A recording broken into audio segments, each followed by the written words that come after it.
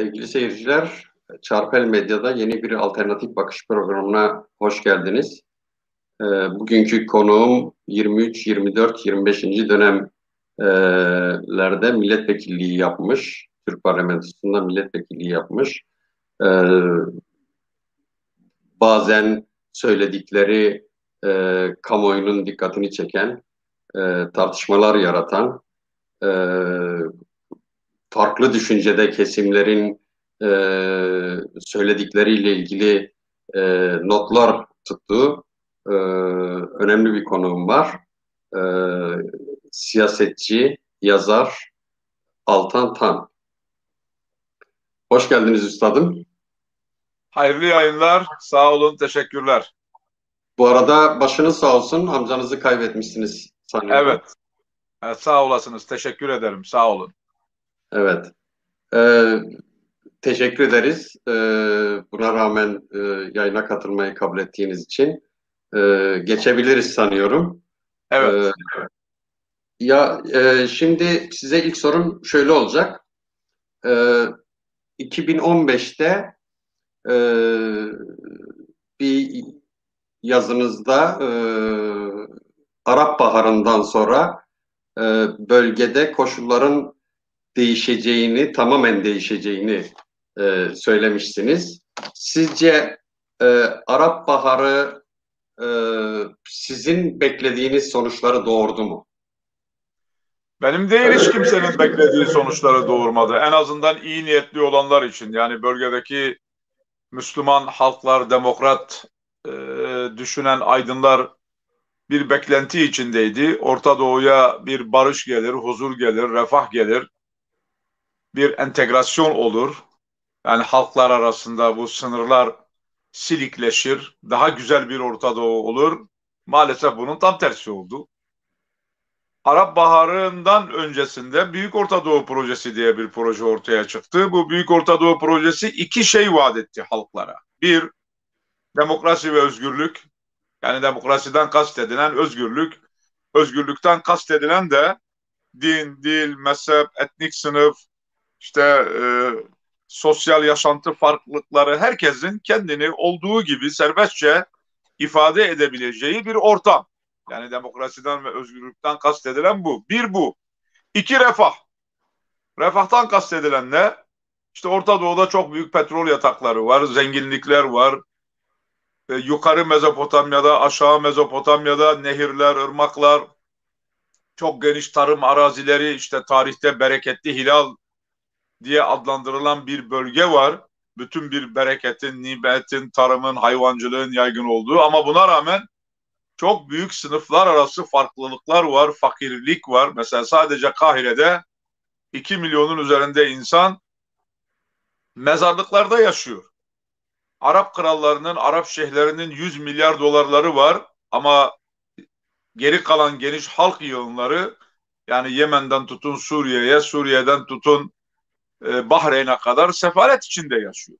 Yani refahtan kastedilen doğru düzgün bir gelir dağılımı, halkların daha iyi yaşayabilecekleri, daha iyi ekonomik şartlar, ama maalesef bunların ikisi de olmadı. Yani Peki demokrasi ve sizce bu Büyük Orta Doğu Projesi sürüyor mu? bana göre devam ediyor ama halkların aleyhine devam ediyor. Yani yine bugün ortaya çıktı ki öyle Batı dünyasının çok da Orta Doğu'ya demokrasi, özgürlük ve refah getirme gibi bir derdi yokmuş. Yani maalesef birçok insan böyle bir umut içerisine girdi ve bu projeyi destekledi. Birçok insan, özellikle Türkiye'deki İslami kesim, liberal kesim, Kürtler, zaten Türkiye'deki değişimin de üç ana dinamiği İslamcılar, Kürtler ve liberallerdi. Ama maalesef bugün bu üç grup da birbiriyle kanlı bıçaklı hale geldi. İslamcılar ikiye bölündü genel bir değerlendirme yapılırsa ve neticede Orta Doğu'ya demokrasi ve özgürlük geleceğine daha baskıcı, daha totaliter rejimler geldi ve iç savaşlar çıktı. Refah daha da artacağına insanlar çok daha perişan bir hale geldiler. İşte Suriye, 22 milyonluk Suriye'nin 10 milyona yakını Suriye dışına çıktı. Irak'ta da durum aynı. Hatta Irak'ın Kürdistan bölgesinde de durum aynı. Yani son 5 senede 500 bine yakın insan Kürdistan'ı terk etti. Bunun 350 bin, 400 bini gençler. Yani bulunduğu coğrafyada bir gelecek görmüyor maalesef halklar. Tabii bir genel değerlendirme yapılırsa artık bu bir iyi niyetten ziyade belki bir tuzak olarak geldi. Yani Orta Doğu daha iyi olacağına çok daha kötü bir hale geldi maalesef. Peki halkların kendi iç dinamizmi böyle bir hani demokratik bir gelişmeye, bir refah toplumuna açık mıydı aslında? Yani sadece hani diyelim ki müdahaleye açık olursunuz. Bir de aslında müdahaleye açık olmazsınız. Kendiniz dönüşürsünüz. Sanki Orta Doğu'da halklar da aslında e, kendisini daha iyi bir dönüşüme götürecek şeyler, organizasyonlar yaratmadılar. Maalesef öyle oldu. Maalesef Evet. öyle oldu. Çünkü demokrat olun demekle demokrat olunmuyor. Demokrasi gelsin demekle demokrasi gelmiyor. Yani sizin de biraz evvel kısaca değindiğiniz gibi eğer bunun bir altyapısı yoksa, yani sosyolojik ve ekonomik bir altyapısı yoksa, birey yoksa, toplumlar hala cemaatler, gruplar, ideolojiler etrafında kemikleşmiş kümeler halinde yaşıyorsa, burada bir günde barış, demokrasi ve birlikte yaşam tesis edilemiyor. Maalesef şu an Orta Doğu'nun 4 ana büyük sorunu var. Yani bu sorunları belki 14'e, 24'e, 54'e kadar çıkarabiliriz ama bu benimki bir genel tasniftir. Bir, dini sorunlar var. Yani Müslüman kesimin, İslamcı kesimin kendi zihin dünyasında, kendi düşünce dünyasında sorunları var. İki, mezhebi sorunlar var. Yani özellikle Şiilik ve Sünnilik ekseninde işte Yemen'de, Suriye'de, Libya'da, Irak'ta ciddi bir sorun var, mezhebi sorun. Üç, etnik sorunlar var. İşte başta Kürt sorunu. Mesela Orta Doğu'nun en büyük etnik sorunu. Dört, belki bunların hepsinden daha büyük bir sorun, sınıfsal sorunlar var. İşte biraz evvel bahsettiğimiz bir yanda milyar dolarlık insanlar, bir yanda mezarlıklarda yaşayan insanlar, bir yanda ekmeğe muhtaçlar, bir yanda dünyanın dört bir tarafında kasırları, yalıları, yatları, katları olan insanlar ve aileler. Bu 4 ana sorun, yani dini sorun, mezhebi sorun, etnik sorun ve sınıfsal sorun, Orta Doğu'da henüz kendi aydınları, kendi dinamikleri içinde de çözülebilmiş değil. Yani bu konuya kafa yoran aydınlar var. Mesela işte Tunus'ta Raşid Gannuşi var. Mesela meşhur Lübnanlı yazar Emin Maluf var. Yani bu kimlik meselesini, inançları, kültürleri, birlikte yaşamı çok nefis bir şekilde inceleyen. Evet. Türkiye'de bu konulara kafa yoran insanlar var. Mesela Şerif Mardinler, Nülüfer Göleler, Ali Bulaçlar ve hatta Sezai Karakoçlar, yani şair ve yazar olmasına rağmen bir Orta Doğu muhayyilesi var, tahayyülü, hayali var. Ama maalesef zeminde, sahada durum böyle değil. Yani aydınlar, entelektüeller, o da çok az sayıda aydın ve entelektüel. Yani öyle bol sayıda da değil. Ama sahada bunun tam tersi bir durum var. Bu 4 ana kriz noktasındaki sorun bizim kendi sorunumuz. Yani Batılılar ne kadar karıştırırsa karıştırsın veya karıştırmasın. Ama sonuçta sizin de dediğiniz gibi bizim kendi iş dinamiklerimizde de ciddi sorunlar. Evet, bu dinamikler içerisinde sanki yani tepeden bakıldığında, üstten bakıldığında sanki e, dönüşüme, gelişime en açık diyebileceğimiz kesim Kürdistan aslında. Öyle düşünür müsünüz?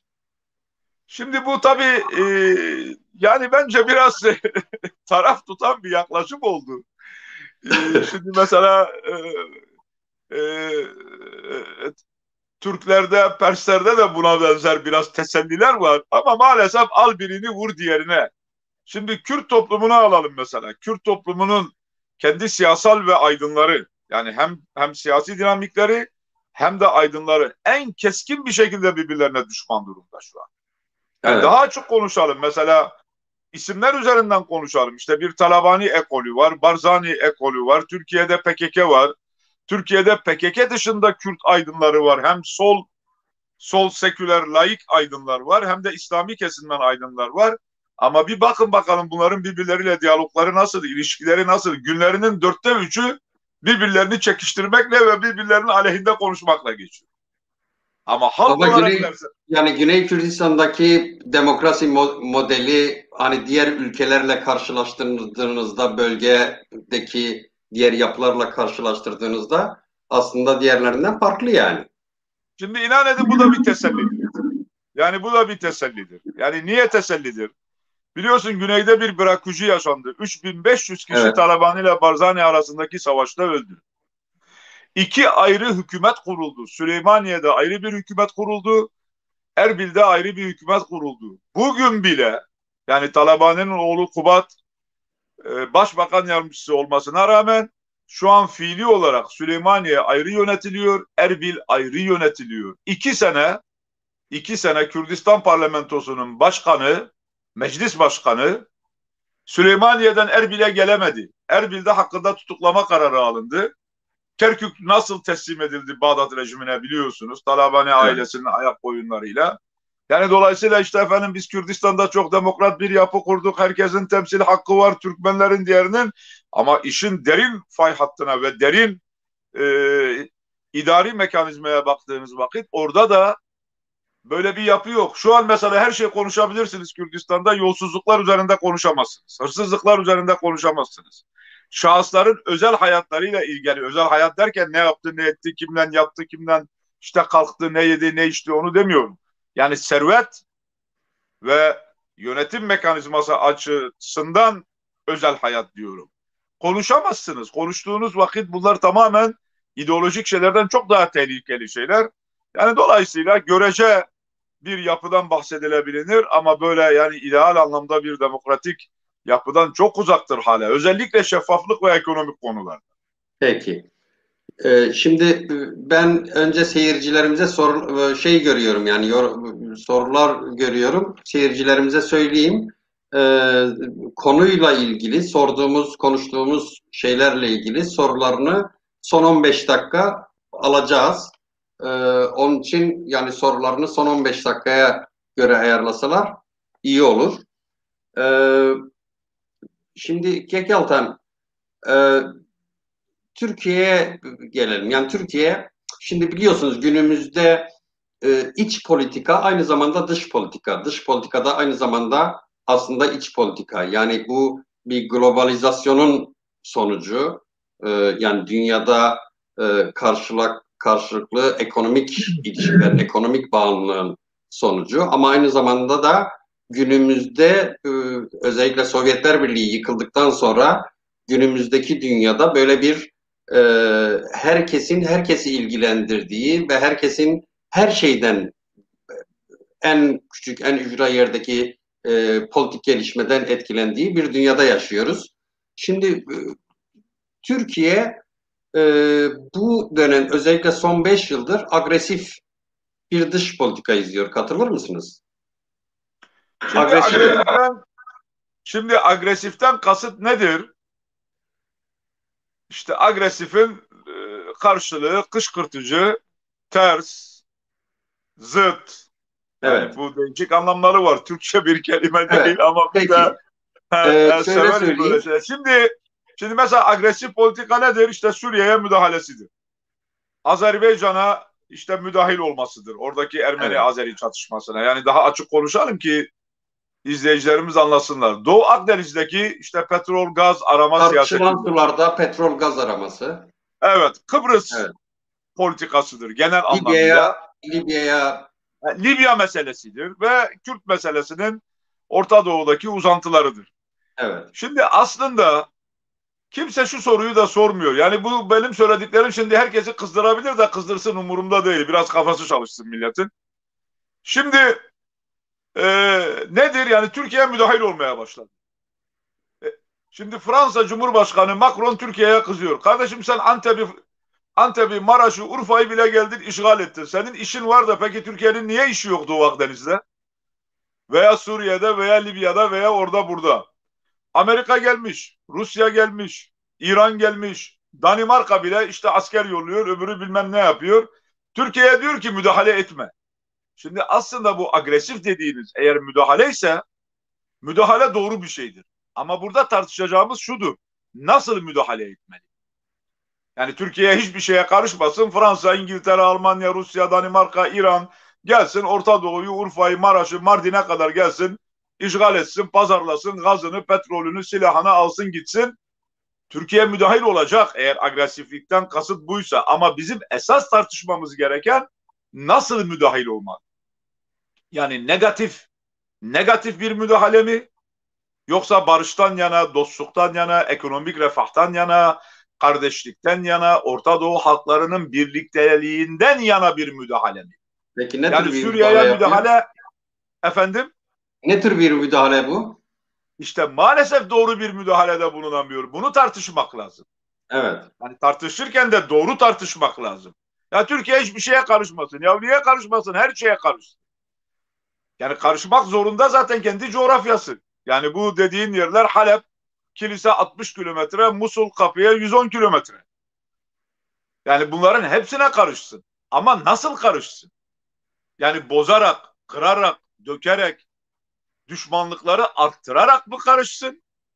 Yoksa Kürt sorununu çözerek, dindar layık gelirimini yani dini konuları çözerek, mezhebi çatışmalarda Şiileri, Alevileri dışlayarak değil, Sünni, Şii, Alevi kardeşliğini sağlayarak ekonomik bir model olarak mı karışsın? Yani birincisi karışsın. Ama ikincisi nasıl karışsın? Yani karışsın derken bunların hepsi ilgilendiriyor kendini işte çevresinde olan dini, dili, mezhebi, coğrafyası, tarihi her şeyi bir topluluk. Bunları birbirinden ayıramazsınız. Benim şu an kayınvalidem yani eşimin annesi Kamışlı Kürtlerinden. Akrabalarımızın yarısı Kamışlı'da yaşıyor. Yani bu son olaylarda da hayatını kaybeden birçok akrabamız var birinci derecede. Bu son müdahalede Türkiye'nin Suriye'ye girmesinden sonraki veya o süreç içerisinde. Peki ben nasıl buna yabancı kalacağım? Veya öbürü Yüksekova'daki Urmiye'ye nasıl müdahale etmeden veya ilgilenmeden duracak? Doğu Beyazıt Makü'den nasıl ayrılacak? Antakya Halep'ten nasıl ayrılacak Kilis? Yani dolayısıyla veya tabii bu Kafkaslar için de geçerli. Yani Azeriler için de geçerli. Efendim işte Bulgaristan ve Yunanistan'da yaşayan Türkler için de geçerli. Müslüman Pomaklar için de geçerli. Hani sonuçta ilgilenmemesi mümkün değil. Ama bizim aydınlarımızın, bizlerin, hepimizin yani Kürdüyle, Türküyle, laikiyle, dindarıyla tartışmamız gereken bu devlet önce içeride nasıl bir devlet olmalı, rejim nasıl olmalı? Ondan sonra da Kürt meselesinde içeride ve dışarıda nasıl bir tavır takılmalı? İşte diğer efendim dindar İhvan-ı Müslüminden tutun, Müslüman kardeşlerden tutun, Ezidilerden tutun, diğerlerine kadar nasıl bir politika izlemeli? Bunu tartışmalıyız biz. Yoksa işte Türkiye hiçbir şeye karışmasın, işte sınırlarını kapatsın, çekilsin demek bundan 60, 70, 80 sene evvelki Birinci Dünya Savaşı sonrasında Türkiye'ye zorla dayatılan Batılıların bir manda zihniyetinden başka bir şey değil. Peki. Şimdi yani biraz daha bir şey yapalım. Bu ABD'de biliyorsunuz seçimler oldu. Biden iktidara geldi. Siz de bildiğim kadarıyla Biden'la görüşmüşsünüz. Ya 6 sene evvel bir görüştük, 6 sene sonra reklam olduk dünya aleme. Kıymete bindi bu iş. O gün kimse dinlemedi, sormadı. Şimdi her önüne gelen soruyor. Sanki adam bizden 9 saat konuşmuş ve her dediğimizi yapmış gibi yani. Nedir Biden etkisi ne olur? Türkiye'nin Türkiye ile ilişkileri yani genel olarak Amerika'nın yeni dönem Trump sonrası dönemi politik değişiklikler yaratabilirler mi? Türkiye ile ilişkileri yeni bir seyre girebilir mi? Ne diyorsunuz bu konuda? Şimdi bunu çok kimseler sordu bana. Yani bundan evvel de kaç televizyon programında bunlar tartışıldı. Ben Amerika'nın derin siyasetinin çok büyük virajlar, çok büyük değişiklikler geçireceğine inanmıyorum. Bu beşinci, altıncı başkandır. İşte biz Afganistan'dan çekiliyoruz, Irak'ta işimiz bitti çekiliyoruz, Suriye'ye işte karışmıyoruz falan diyor. Ama sonuçta bakın yani son ta Çok gerilere gidin yani. 4, 5, 6 başkan geriye gidin. Fıstıkçı Carter'a kadar gidin. O günden bugüne kadar Orta Doğu'da sürekli Amerika oldu, sürekli müdahil oldu. Hiçbir zaman tam bir barıştan ve demokrasiden yana olmadı. Kontrollü bir kaos yönetimi uyguladı. Yani bazıları diyor ya işte Amerika Afganistan'da başarısız oldu. Amerika Irak'ta başarısız oldu. Evdeki hesap çarşıya uymadı. Ben hiç bu kanaatte değilim. Yani bence tam başarılı oldu. Zaten istenilen buydu yani. Kontrollü bir kaos. Yani karışıklık, çözümsüzlük ama kontrollü. Şimdi de mesela Biden'ın gelmesiyle beraber daha makro analizler yapanlar var. Dünya analizi, yani sadece Türkiye ile alakalı değil. Nedir bu analizler?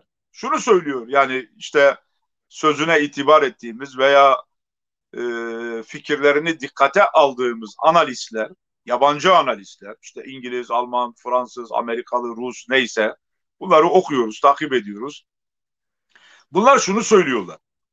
Diyorlar ki Amerika'daki cumhuriyetçilerin ve Trump'ın siyaseti İngiltere ile birlikte bir dünya yönetimi veya İngiltere'yi de bu işe katarak bir dünya siyaseti. Yani Çin'le, Rusya'yla, Avrupa Birliği'yle, ama Biden'ın temsil ettiği demokrat çizgi İngiliz, Rus, Çin birlikteliğine karşı, yani küresel sermaye, bugün Londra merkezli, paranın patronları dünyadaki İngiltere, Rusya ve Çin'in birlikte hareket ettiğini söylüyorlar. Buna karşı Biden siyasetinin yine Almanya merkezli Avrupa Birliği ile, yani Amerika Avrupa Birliği ittifakıyla dünya siyasetinde bir yol yürüyeceği. Bunun Türkiye'ye yansıması ne? Türkiye son dönemlerde İngiltere, Rusya, Çin ekseninde bir siyasi yol takip ediyor. Yani genel olarak dünya siyasetinde. Evet. Biden Avrupa Birliği, ki Avrupa Birliği zaten yeni Alman İmparatorluğu demektir bana göre. Ben yıllardır söylüyorum bunu ve Avrupa Birliği dediğiniz 1,5 devlettir. 1,5 devlet. Yani bir Almanya'dır, buçuk Fransa. Ve Almanya ve Fransa, evet. Hayır, Almanya birdir, Fransa da yarımdır. Evet. Yani 1,5 evet. devlettir. Yani esas patron Almanya'dır. Büyük Alman İmparatorluğu'dur Avrupa Birliği. Yani özü itibariyle. Birinci ve İkinci Dünya Savaşı'nda silahla yapamadığını Almanya yeni bir metotla, yeni bir siyasetle sağlamaya çalışıyor. İngiltere zaten bu işin dışına çıktı. Yani bu işte karının olmadığını hesaplayarak dışına çıktı. Tekrar söyleyelim. Yani kafalar karışmasın. Türkiye şu an öyle bazılarının zannettiği gibi Rusya, Çin değil. Bunun başında da İngiltere var. İngiltere, Rusya, Çin ekseninde gidiyor küresel sermayenin. Biden'ın ise Avrupa Birliği ile ABD'yi aynı çizgide ve dolayısıyla Almanya'yı yanına alarak gideceği söyleniyor. Ve bu iki kanat operasyonunda Türkiye'nin zorlanacağı analizleri yapılıyor. Yani Avrupa Birliği ve ABD tarafından. Zaten işte Sayın Cumhurbaşkanı da son bir haftadır biliyorsunuz işte bizim yüzümüz Avrupa. Yani tekrar bu yeni gelen Biden ve Avrupa Birliği, Amerika Avrupa Birliği cephesine de biz size işte düşman değiliz. Aslında bir şeyimiz yok. Yani biz yine sizle de anlaşabiliriz mesajları veriyor. Yani Türkiye bu iki blok arasında bir denge politikası yürütmeye çalışıyor. Tabii bütün bunları toparlayalım şimdi. Esas belki de sizin beklediğiniz cevap şu. Veya şöyle diyeyim, yani Türkiye'deki muhalefetin beklediği bu. İşte Biden gelecek, geldi. AK Parti'ye, hükümete ve mevcut Türkiye'deki iç iktidara kesin bir tavır koyacak. Bunları sıkıştıracak ve bunlar gidecek. Ben işlerin bu kadar keskin bir kamplaşmada olacağını düşünmüyorum. Yani sonuçta bu Amerika ve Almanya ekseni de Türkiye'ye karşı bazı yumuşamalar diyelim veya esnemeler diyelim veya tavizler diyelim, ne derseniz deyin yani. Bir yaklaşımda bulunacak. Türkiye'de bazı esnemelerde, işte anlaşmalarda yaklaşımda bulunacak. Yani sonuçta kapışma ve kavgadan ziyade birbirine tahammül, birbirini kabul ve birbirini idare uzunca bir müddet gidecek. Bunun da nirengi noktası Suriye politikası. Şimdi Amerika Suriye'de bir yapı kurmak istiyor. Bu herkes artık biliyor. Ve Benim Biden bu beklentime Türkiye'ye geldiniz. Yani aslında beklenti, hani dediniz ya, ben beklentim Kürtleri nasıl etkileyecekti. Oraya evet geldiniz. işte, Hı, işte geldim ben, yani biraz böyle bir genel analiz yaptıktan sonra geleyim dedim. evet, Yoksa sadece Kürtlerin üzerinden dünya siyaseti şekillenmiyor. Kürtler evet. bu dünya siyasetinin bir parçası. Şimdi burada da Türkiye'ye rağmen Amerika'nın da Avrupa Birliği'nin de Suriye'de bütün istediklerini yapması, yaptırabilmesi mümkün değil. Bir Türkiye var, iki Rusya var, yani Baas rejiminin arkasında, üç yine Baas rejiminin arkasında İran var. Sonuçta eğer orada bir düzen kurulacaksa bir uzlaşma olacak. Yani Türkiye'de biraz geri adım atacak, İran'da geri adım atacak, Rusya da atacak.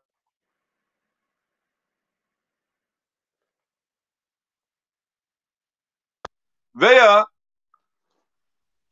bir başka ifadeyle herkes kendi yapmak istediklerinden bir miktar taviz verecek, diğerine yanaşmak zorunda kalacak. Eğer bir uzlaşma çıkacaksa.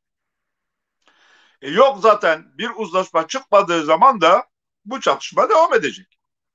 Ve Türkiye'ye rağmen de yine Suriye'de, yani Türkiye'yi tamamen karşısına alarak da bir şey yapabilmesi mümkün değil. Yani o Suriye'deki Kürtlere tanınacak statüye Türkiye'nin razı olması lazım. Razı olmasının da şartları var. İşte nedir? Mesela PKK'nın silah bırakması. En azından Türkiye'ye karşı yani. Türkiye'ye olan kavgasını işte 2013 şartlarında Abdullah Öcalan'ın söylediği çizgiye getirmesi. Suriye'deki Kürt siyasal yapısının bir tek parti diktatörlüğü değil, yani işte Barzani yanlısı, Talabani yanlısı, diğer farklı siyasi partilerin de müdahale olabilecekleri kısmen daha liberal, daha demokratik bir Kürt siyasal çizgisine evrilmesi. Yani uzlaşma noktaları bunlardır. Sanıyorum bu konuda zaten bir, yani bu dönemden bir yol alma başladı sanıyorum. Tabii yani şu an Evet. mesela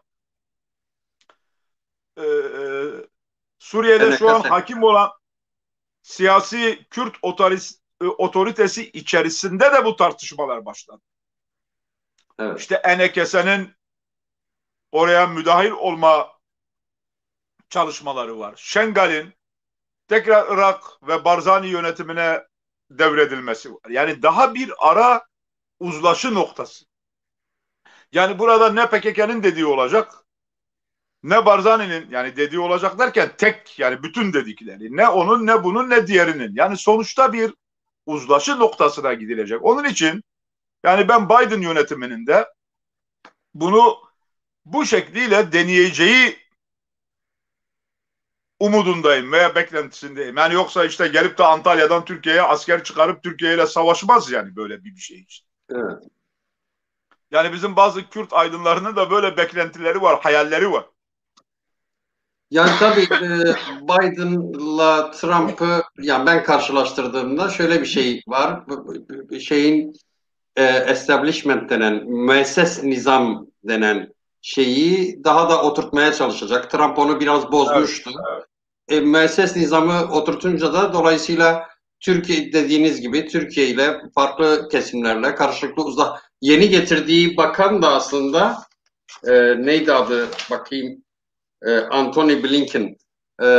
O da mesela diyelim ki daha çok müesses nizamın işlerliğini sağlamaya yönelik adımlar atacağı benziyor. Öyle bir insana benziyor. Ee, Dediğiniz gibi karşılıklı uzlaşmayla, geri adım atmalarla bir orta yol yaratmaya Evet, çalışacak. Öyle olacak bu anlaşılıyor. yani. Evet. Peki biraz daha bu şeye gelelim, biraz daha somuta gelelim.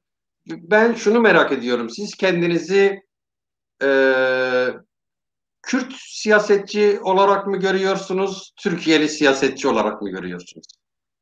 Şimdi ben hem Kürdüm hem Türkiye'liyim. Yani bu mesela geçenlerde bir televizyon programında da sordular. İşte önce Kürt müsünüz, Müslüman mısınız? Yani hangi kimliğiniz daha önde? Ben Türkiye'liyim. Yani Ama bu sizin Türkiye... makaleleriniz, ya ben diyelim ki sizi konuk ettikten, kesinleştikten sonra, konuk olacağınız kesinleştikten sonra şöyle bir çalıştım yani. E, Şeyinizin merkezinde aslında Kürt siyaseti var. Kürtlerle ilgili önermeler var daha çok. Tabii bunu aynı zamanda Türkiye'nin demokratikleşmesiyle ilgili yapıyorsunuz ama merkezinizde, düşünce sistematiğinizin merkezinde e, Kürt sorunu çözülürse Türkiye demokratikleşir diyorsunuz. Dolayısıyla önermelerinizi öyle yapıyorsunuz aslında. Şimdi tabii Kürt dışarıdan nasıl göründüğümü yani herkes gördüğü şekilde tarif ediyor. Ama ben kendimi tarif edersem Müslümanım, Kürdüm, demokratım ve Türkiye'liyim. Hiçbir zaman Kürt sorununun çözümünü Türkiye'nin genel siyasetinin dışında düşünmedim, görmedim. Ki bu da eleştiriliyor. Yani Kürt ulusalcıları tarafından eleştiriliyor. Ve eleştirilsin, yani ben ne dediğimin, ne düşündüğümün yani bu yaşa geldikten sonra farkındayım. Yani birisinin lafına göre veya Müslüman Türk İslamcılara göre Kürtçüyüm. Veya bir başkasına göre yobazım, gericiyim, işte bilmem neyim falan. Bunların hiçbirisi beni çok fazla etkilemiyor. Yani önemli olan benim kendi zihin yapımda, kafamdaki berraklık, netlik ve çok netim bu konuda. Yani uzun yılların şeyinden sonra benim topyekün İslam dünyasının sorunlarıyla ilgili de kitaplarım var. Mesela son çıkardığım kitap Allah adına yönetmek. Yani bana göre can alıcı, bugüne kadar yapılmış en iyi çalışmalardan birisi. Yani topyekün bir İslam dünyasının temel sorunları. Yani şura, yönetim, yargı, yasama, yürütme, seçim, halife, devlet, bunlarla ilgili. Bunlarla ilgili de benim zihni çalışmalarım ve tavırlarım var. Daha iyi bir Türkiye nasıl olur? Özür dilerim, yani bir Bir soğuk su alın algınlığı var. isterseniz. Ya, Bir su alın. vallahi Ee, su verecek kimse de yok. Odada tekim artık, neyse. Evet. Aslında bizim Şimdi konuklarımızı benim hatırlatıyoruz yani önceden su alın diye yanınıza ama. topyekün Türkiye ile de ilgili oldukça ciddi yazılarım ve çalışmalarım, kitaplarım var. Ama şunu söylüyorum, daha iyi bir Türkiye'de Kürt sorunu çözülmeden olmaz. Daha iyi bir Türkiye'de, neyse bir su sesimi duyan olmuş, getirdi de. Afiyet olsun. Yoksa çocukları şikayet edecektim buradan, bütün ümmeti Muhammed'e, aleme. Neyse, kurtardılar kendilerini. Daha iyi bir Türkiye olmadan, daha iyi bir Türkiye meydana gelmeden ne Kürt sorunu çözülür ne de Orta Doğu'ya barış gelir. Benim bu fikrim de eleştiriliyor. Yani ben kendi kendimi de eleştiren sorular sorabilen bir kişiyim elhamdülillah. Geçenlerde yakın bir arkadaşım, isim vermeyelim, diyor ki Amerika gelsin Suriye'ye. Tamam, gelsin, ne yapsın? İşte yabancılar, sizin bu emperyalist dedikleriniz Orta Doğu'ya gelmeden, müdahale etmeden Türk ulusalcılığı, Arap ulusalcılığı, Pers ulusalcılığı asla kırılamaz. Gelsin, gerekirse savaş, gerekirse kan, sonradan Kürtlere bir statü versin. Bunu bu kadar açık söyleyen arkadaşlar var. Fakat ben şunu da yazdım. Ben dedim Karzai olmak istemiyorum. Yani Amerika Afganistan'a gelsin, yaksın, yıksın, essin, iç savaş olsun. Milyonlarca insan ölsün, milyonlarca insan yurt dışına göç etsin ve orada Afganlara bir şey versin, ben de Karzai olayım. Kürdistan yanmadan, yıkılmadan bu dedikleri olmaz. Yani bunu bu kadar açık konuşan arkadaşlar da var, söyleyenler de var, savunanlar da var. Yani bize ne Türklerden, bize ne Araplardan, bize ne Perslerden, biz Kürt ulusal mücadelesi üzerine, Kürtler üzerine kafa yoralım. Biz kendimizi kurtarmaya bakalım. Gerisi de akıllanırsa akıllansın, akıllanmazsa ne olursa olsun. Ben bu fikirde değilim. Yani bunun çok daha büyük tahribatlar getireceğine inanıyorum. İşte önümüzde bir Suriye örneği var. Bütün bir Suriye coğrafyası yerle bir oldu. Dünya petrol rezervinin %7'si Kerkük'te. Kerkük'te doğru düzgün bir lokanta, doğru düzgün bir otel yok. perişanlık içinde. Yani Orta Doğu halklarının efendim ya biz bu kadar uğraşıyoruz ama Türk ulusalcılığını kıramıyoruz. Pers ulusalcılığını kıramıyoruz. Yani İslami kimlik altında da kıramıyoruz Pers ulusalcılığını İran İslam Cumhuriyeti'nde. Arapların İhvan-ı Müslümini de ulusalcı, Baas Partisi de ulusalcı. Doğru. Bakın bunların da hepsi doğrudur. Ama buna rağmen yol ne kadar uzun olursa olsun, ne kadar zahmetli olursa olsun, Kürtçe bir atasözü var. Here dur ve rehveş diyor. Yani uzun git ama rahat gel. Ne kadar uzun olursa olsun neticede bu halkların kaderi birbiriyle ortak. İşte o anlamda Türkiye'liyim diyorum. Yani Hayır, Türkiye'ye şöyle bir şey var. Mesela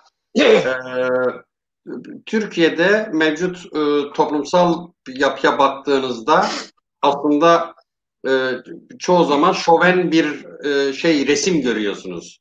Şoven, doğru, ırkçı doğru, bir resim görüyorsunuz. Ama bu doğru. şoven, ırkçı resim yani bana şöyle düşündürtüyor. Mesela alttan üste doğru bir demokrasi hamlesini mümkün değil gibi gösteriyor. Ama mesela çözüm dönemine bakın, o 1913 yıllara, o çepere bakın, çözüm sürecinin tartışıldığı zamana bakın. Tepeden 2013. tepeden söylendi ve çok daha büyük bir itiraz olmadı aslında yani. Yani dolayısıyla Türkiye'de acaba siyasetin dönüşmesi, sermayenin siyaseti zorlaması, yani sermaye örgütlerinin çıkarlarını görüp hayatının normalleşmesini isteyerek tepeden bir zorlamayla durumu değiştirirler mi acaba? Şimdi bunlar yani tüme varım, tümden varım, işte aşağıdan yukarıya, yukarıdan aşağıya. Bunlar tarih boyunca tartışılıyor. Sosyoloji ve siyaset ilminin tartıştığı Hayır, her konular. yerde böyle değildir. Yani mesela Avrupa'da Evet. böyle değildir ama yani burada Avrupa'da da öyle oldu canım. Mesela Fransız ihtilali tarihin en Jacoben, en yukarıdan aşağıya değişim projesi. Yani Fransız ihtilali dediğiniz safi kandı. Yani evet. Robespierre'lerden Dantonlara kadar bilmem kime kadar birbirini öldürmeyen kalmadı. Yani o ihtilalin Fransız ihtilalinin kadroları da çok kanlı bir şekilde birbirlerini tasfiye ettiler. Ama neticede ne olduysa oldu. Bizim bugün yapmamız gereken mümkün olduğu kadar halklara, halkımıza zarar vermeden kültürel, ekonomik, sosyal, siyasi dinamiklerimizi yıkıp yerle bir etmeden yol ne kadar uzun olsa da bu eski bir tabir var. Uhulet ve suhuletle adım adım, merhale merhale bu işi neticeye götürmek. Bunu yapmadığımız vakit gücümüz yetmediği için, paramız olmadığı için, askeri işte siyasi potansiyel müsait olmadığı için sonuçta bu tahribat bütün bir coğrafyayı yerle bir edecek. Aynen şu an Lübnan'ın düştüğü durum, Suriye'nin düştüğü durum, Irak'ın düştüğü durum, hatta İran'ın düştüğü durum. Yani şu an İran'ın bütün beyin göçü dışarıda. Yani beyaz İranlı diyebileceğimiz okur, yazar, entelektüel, iş adamı, sermaye sahibi bunların hepsi dışarı gitti. Ermenistan'ın durumu öyle. Şu an Ermenistan 2,5 milyona düştü. Yani bu kadar dünyada güçlü bir Ermeni diasporası olmasına rağmen ben Ermenistan'a da gittim. Fiilen şu an nüfus 2,5 milyona düştü. Evet. Ayakta duramıyor. Göçlerden dolayı değil mi? Kötü Göçten dolayı. yönetimden dolayı. Evet. Kötü kötü yönetimden dolayı. Evet. Yani fakirlik, yoksulluk, çaresizlik, etrafın kuşatılmışlığı, siyasetin bir kanal açamaması. Bulgaristan yani Avrupa Birliği'ne girdiği vakit 10 milyon nüfusu vardı. Şu an 6 milyon 800 bine düştü. Romanya 24 milyondu, 18,5 milyona düştü. Yani bu sadece İslam coğrafyasıyla da alakalı değil. Yani eğer siz kendi halkınıza doğru düzgün bir rejim, bir düzen, bir yönetim getiremiyorsanız çöküyor siz. Şimdi Evet. onun için Kürt siyaseti de yani tamam Kürtler kendini düşünecek. Biz hepimiz düşüneceğiz öncelikle. Ama bunu Türkiye siyasetinden ayrı, Suriye siyasetinden ayrı, küresel dünya sisteminden ayrı düşünebilmeniz mümkün değil. İşte o dengeyi bulmak lazım. Yani orada nasıl bir uzlaşma, nasıl bir basamak basamak bir yöne doğru gitme, yani iyileşme, işte bir toplumun aydınlarının, siyasetçilerinin, devlet adamlarının görevi bu. En az bedelle kendi toplumlarını en iyi yere götürebilir.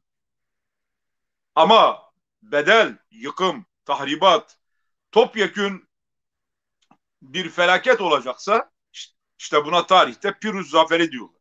Yani meşhur işte Piruz Zaferi. Bunun bir kıymeti yok. Mesela son 5 senedir Türkiye'de Kürt siyaseti bu 100 yılda tırnaklarıyla kazıya kazıya elde ettiği bütün mevzileri kaybetti.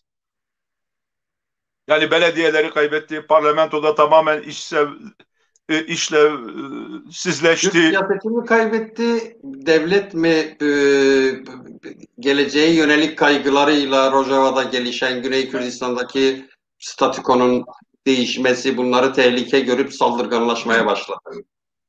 Şimdi bakın bu da çok tek taraflı. Kendi kendini kandırma ve Hayır, ben soru asla... soruyorum. Hayır Acaba öyle ben de mi? işte cevap veriyorum. Zaten siz beni konuşturmak için mecburen yani Evet, biraz tahrik de edeceksiniz. Yani evet. moderatörlüğün şeyi o. Kürt siyaseti asla kendinde bir hata görmüyor hala. Aynen İslamcılar gibi. Mesela İhvan-ı Müslümin yani Suriye'de çok Kürt güçlü. siyaseti derken biraz daha yani farklı siyasi eğilimler de var. Biraz daha ana akım siyaset, HDP, PKK. Ana Bunu mu akım kastediyorsun? siyasette, yan akım siyasette. Bakın şimdi PKK, HDP dediğiniz vakit üzerinize geliyorlar. Diyorlar ki bunlar işte konuşuyorlar HDP'yi sıkıştırmak için PKK'yi. Ya bırak onu Barzani Talabani'ye geç. 6 ay 6 ay maaş ödeyemedi. Günde 1 milyon varil petrol satılıyor.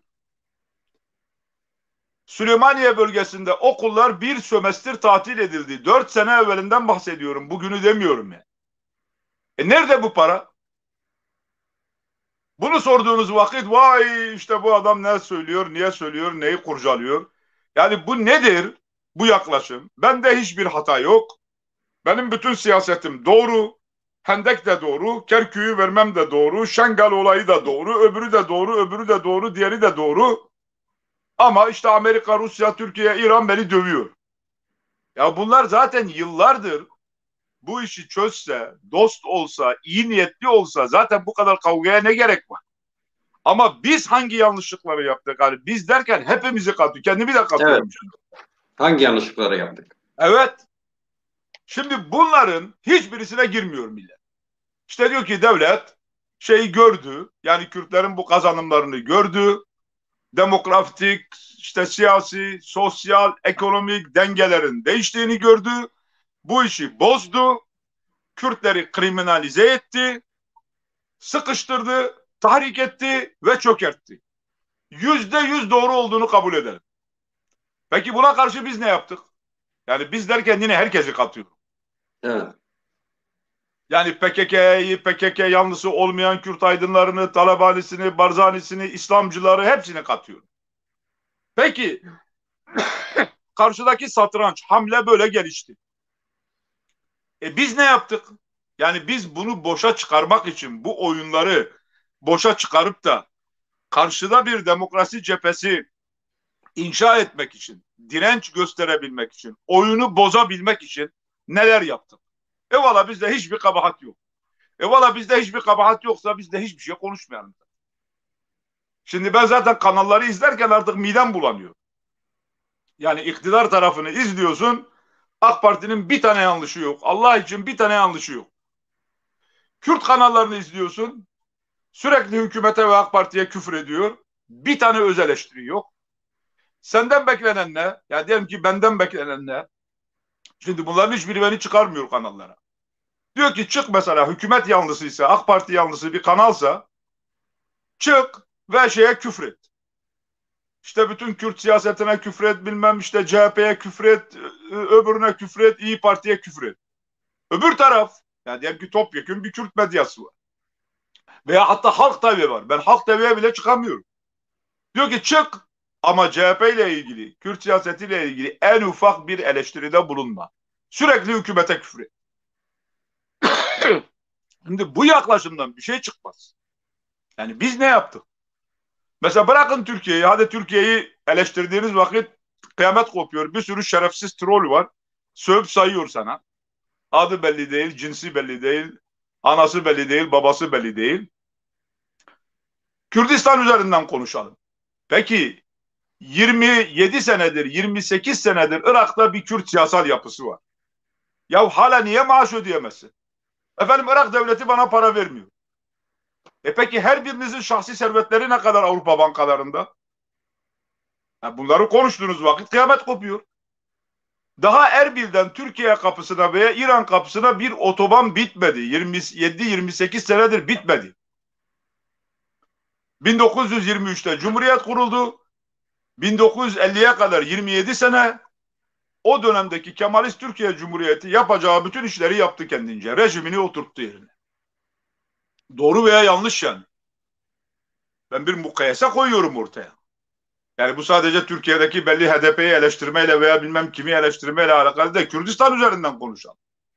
27 sene sonunda Süleymaniye ile Erbil arasında bir tren hattı bile yok. Tren hattı. Yani bırakın siyasal şeyleri tartışmıyor. Doğru düzgün elektrik baraj yok. Peki bu paralar nerede? İşte Irak bana para vermiyor. Vermiyor ama sen 1 milyon varil petrol satıyorsun. Bu para nerede? Yani onun için yani bizde hiçbir suç yok. İşte devlet yaptı, AK Parti yaptı, CHP yaptı, işte Saddam yaptı, Şah yaptı, Hümeyni yaptı. Bu çok kolay bir yol. Bunların hepsi kendi yapacaklarını yaptılar, yapıyorlar. Zaten onlar her şeyi doğru düzgün yapsa bize ihtiyaç yok.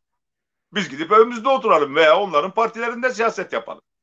Ama Kürt aydınları, Kürt siyasetçiler hangi fikirden olursa olsun yani tekrar bir tek partiyi, bir tek grubu söylemiyorum. Bizim eksikliklerimiz ne? Bizim yanlışlıklarımız ne? Bizim kaprislerimiz, komplekslerimiz, Orta Doğu komplekslerimiz ne? Yani her birimiz bir ağa. Yani sözde ağalığa, feodaliteye karşıyız. Ama dönün hepimiz birer ağayız. Ve çok kötü bir ağayız yani. Hani diyecektin ağanın iyisi var mı yok mu ayrı bir tartışma da. Her grup, her yapı bir ağa. Yani oligarşi. Bir, bir küçük grup, aile veya ekip. Bunun etrafında şekillenen bir iktidar ve önce can, sonra canan, önce kendi partisi, kendi grubu ayakta kalacak. Bütün yaptıkları doğru. Böyle bir yapıdan da çok hayırlı bir şey çıkmaz işte. Bunları biz serbestçe eleştiremediğimiz müddetçe bir öz eleştiri, bir değerlendirme yapamadığımız müddetçe ömrümüz başkalarına küfretmekle geçer. Yani bugün AK Parti'ye küfür ederseniz yarın başka bir iktidara küfür edersiniz.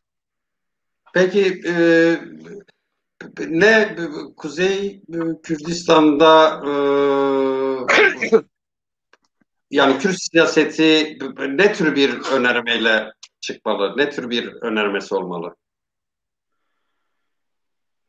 Yani birincisi tabii çok böyle kulağa hoş gelen şeyler söyleyeceğim ama çok hoş ama boş şeyler söyleyeceğim. Yani karşılığı olmayan şeyler söyleyeceğim. Öncelikle halkını düşünmesi lazım. Öncelikle. Yani bu halkın maslahatı nerede? Yarar yani ya bu maslahat dediğim yararı nerede? Faydası nerede? Önce bir barış ortamı olacak. Bir demokratikleşme programı olacak. Adım adım bunlar hayata geçirilecek ve bunlar demokratik yollarla olacak. Silah ortada barış ve demokratikleşme dediğiniz şey hani diyelim ki örgüt işi değil, devlet işi. Ama devleti zorlayacak mesela. Biz parlamentoda 80 milletvekiline geldik. Türkiye'de bütün dengeler değişti. Evet. Silah ortada olduğu müddetçe bunların hiçbirisini yapabilmeniz mümkün değil. Hele modern devletlerde bu hiç mümkün değil. Bir örnek vereyim size. Orta Doğu'nun en büyük örgütlerinden birisi Filistin Kurtuluş Örgütü'dür. FKO. Birçok onlarca partiden oluşmuştur. Yani başında Yasser Arafat vardı yıllarca. Ve Orta Doğu'yu bilenler bilir ama bilmeyenler için bir daha anlatmak lazım. Ürdün diye bir devlet kuruldu. Ürdün. Yani İngilizler uydurdular. Ürdün diye bir devlet yok. Yani bugün 5 milyon nüfuslu Amman, Ürdün devleti kurulduğu vakit 5.000 nüfuslu bir kasaba. 5.000. 5.000 nüfuslu bir kasaba.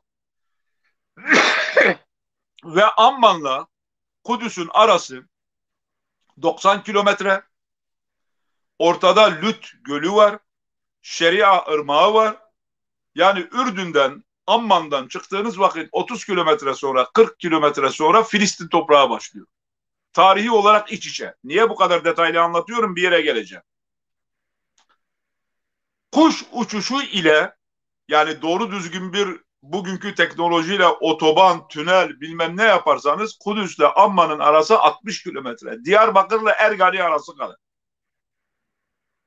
Diyarbakır'da yüksek böyle havaların açık olduğu yerlerde Ergani'nin dağı gözüküyor. Zülküfül Dağı gözüküyor. Yüksek, evet. 15 katlı binalar. Yani bu kadar yakın. Ürdün devleti kurulunca otomatik olarak tarih içinde Filistin'de Yahudiler tarafından işgal edilince Siyonistler tarafından Filistinlilerin büyük bir kısmı Amman'a geçtiler. Amman'a yerleştiler. Bir müddet sonra FKO şunu düşündü. Ya dedi ki bu Ürdün dediğin devlet zaten bizim mahallemiz. İşte 30 kilometre bizim sınıra. Yani İstanbul'da Pendik'le Kadıköy arasındaki mesafe kadar. Halkın da %60'ı 65'i Filistinli. Yani öbür taraftan, diyelim Kadıköy'den. Biz buranın yönetimini alalım. Zaten Kral Hüseyin dediğinde kukla bir şey. Kral. Ürdün Filistinlilerin devleti olsun. Ve İsrail'e karşı buradan mücadele edelim. 1970'te Kara Eylül diye meşhur tarihi olay var. Kırdılar onları hepsini. Evet. Evet. Bir hafta zarfında 4.000-5.000 tane Filistinli gerilla Amman'ın içinde öldürüldü. Sokak savaşları olmasına rağmen tabii İngilizlerin desteğiyle o derme çatma Kral Hüseyin rejimi bile Ürdün'ü Filistin Kurtuluş Örgütü'ne teslim etmedi. Yani buradan nereye varacağım başta söylediğime, modern devletlerle, elinde tankı, topu, uçağı, silahı olan devletlerle böyle bir silahlı mücadeleyi götürmeniz mümkün değil.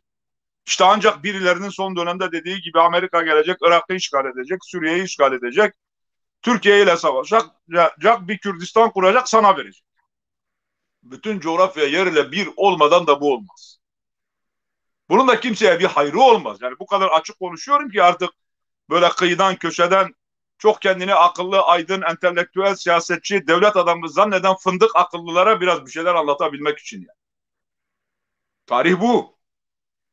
Baas Partisi hala yıkılmadı işte. Bütün Avrupa, Amerika sözde ilk başta karşı olmasına rağmen bir Baas rejimi bile ama İran'ın desteğiyle, ama Rusya'nın desteğiyle, ama onunla, ama bundan çökmedi.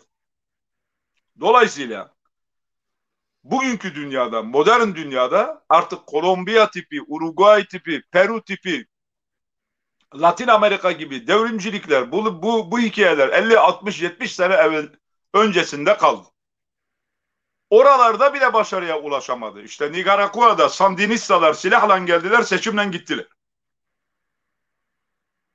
Yani demokratik bir mücadele, legal bir mücadele, adım adım bir mücadele, Türkiye'nin demokratikleşmesi, Orta Doğu'ya bunun sirayet etmesi, Suriye'de bir statü elde edilmesi, Irak'ta elde edilmiş olan statünün güçlendirilmesi, yani ekonomik yönden KDP, işte Barzani Talabani yönetiminin bir kurumsal kimlik kazanması, bir devlet, bir yapı haline gelmesi, bunlar bir en az 10-20 yıllık stratejilerle, hani 50 diyeceğim de fazla sabrımız yok. Hayırlısıyla gidiyoruz zaten. O saate kalmayız inşallah.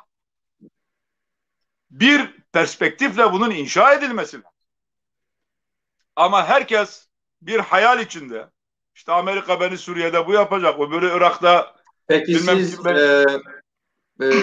yani anladığım kadarıyla Rojava'da federal bir çözümü öngörüyorsunuz. Evet ama bu nasıl olacak? Irak'ta devletleşmeyi, yani Güney Kürdistan'ın devletleşmesini öngörüyorsunuz. Yazdım bunları 25-30 senedir de yazıyorum. Irak'a Kürdistan, evet. Türkiye'ye demokrasi. Suriye'de federasyon veya özellik neyse yani. Yani bir statü, ama bu statü nasıl olacak? Ya Türkiye ile savaşarak olacak bu veya anlaşarak. Savaşarak yapmanız mümkün değil. Yani doğrudur yanlıştır ayrı bir tartışma. Mümkün değil. Türkiye'de niye federasyon ya da Kürtlerin ayrı devlet kurması ya Şartlar da müsait değil. Şartlar müsait değil. Yani birincisi bizim Kürt aydınlarımızın çoğu özellikle diaspora. Yani kusura bakmasınlar, hepsine saygım, sevgim var. Çok yakın arkadaşlarım, dostlarım var. Diaspora dünyanın her yerinde hayalperest ve radikaldır. Yani İsveç'ten Amerika'ya kadar. Cizre sokağını, Nusaybin sokağını, Bodrum'u, Marmaris'i, İstanbul'u bilmiyorum. Ben Bodrum çarşısına girdim. Sanki Cizre çarşısına girmiş gibi oldum. Nusaybin sokaklarında geziyor gibi oldum. Her taraftan dükkandan bizim Kürtler çıktılar. Çay ısmarlayan, kahve ısmarlayan, yemek getiren, oturtan. Bugün Kuşadası'nda çarşının meydanında o kuyumcuların olduğu yerde 35-40 kişilik böyle yarım saatte caddenin ortasına, meydanın ortasına Kürtçüler kurduk, böyle köy kahvesi haline geldi. Esnafın yarısı Kürt. Yani nüfus yapısı farklı, aile yapısı, entegrasyon farklı, tarihi süreç farklı. Bugün Kürtlerin yarısı Türkiye'nin batısında yaşıyor. Hatta yarısından fazlası. ya Kuzey Dört İrlandalıların ülkedeki da birçoğu İngiltere'de yaşıyor yani. Bence kimin? İrlanda, Kuzey İrlanda'nın, İskoçya'nın çoğu iç içe yaşıyorlar. Yani halen İşte daha bu ulusal devlet şeyleri var. işte bu diasporanın hayalleri. Ben bir Süryani arkadaşlar, Süryani televizyonu, adını vermeyeyim, laik seküler olanlar, yani kiliseye bağlı olanlar değil, beni İsveç'e davet ettiler. Biz de aile olarak Midyatlıyız. Esas yani köken olarak, yani 70 ile yakındır Diyarbakır'dayız ama esas kökümüz, aşiretimiz, ailemiz esas Midyatlıyız, baba tarafı. Midyat'ta Süryanilerin tarihsel merkezi. Yani Süryani kültürünün, işte tarihinin, coğrafyasının merkezi. İç içe yaşıyoruz. Bir gençle sohbet ediyoruz. Beni gezdiriyor Stockholm'da.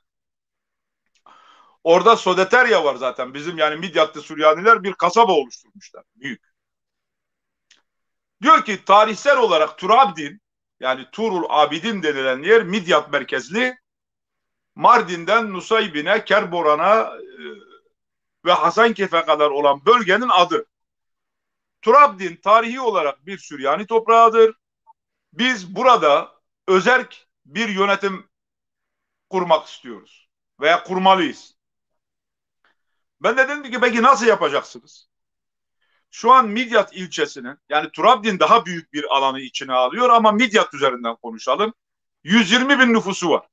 Yani resmi nüfus 117 bin küsür, 118 bin, 120 bin nüfus köyleriyle beraber. Bunun kabaca yarısı Arapça konuşuyor, yarısı Kürtçe konuşuyor. Ezidilerin oranı 150'ye kadar düşmüş. Süryanilerin nüfusu da maksimum 1000 civarında. O 120 bin içerisinde. Peki bu nasıl olacak dedim. Burası dedi tarihi olarak işte Feşmekan tarih kitabında böyle yazıyor filan. Dedim hepsi doğru. Benim kendi ailemde 400 sene evvel aşiretimiz dışarıdan gelip Turabdin'e yerleşmiş. Yani bütün bu Müslüman aileler, Müslüman Kürtlerin %99'u bildiğimiz, yani baffılla olmayan, yani Süryanilikten Müslümanlığa dönmeyen, orijinal olarak Kürt olanların benim bilebildiğim kadarıyla hani %100'ü diyeceğim de %1 bir şey bırakın. %99'u dışarıdan gelmiş. Doğru. Midyat'ta Tarihsel yani. olarak evet, yani Midyat'ı konuşuyorum. Yani 400 Evet. sene, 500 sene, 800 sene her ailenin bir tarihi var. Benim ailemde 400 sene evvel gelmiş. Yani aşiretim. Peki ne olacak? Bunların hepsi geri mi gidecek? Veya siz 1000 kişi, 1000 Süryani veya 1500 Süryani veya dışarıdan getirdin 10.000 Süryani. Bu 120 bin nüfusu mu yönetecek? Mümkün değil. Aynı şey İstanbul için geçerli. Bırakalım Midyat üzerinden tartışmayı. Bugün bütün dünya alem biliyor ki İstanbul 1453'te Müslümanlar tarafından, Türkler tarafından alındı.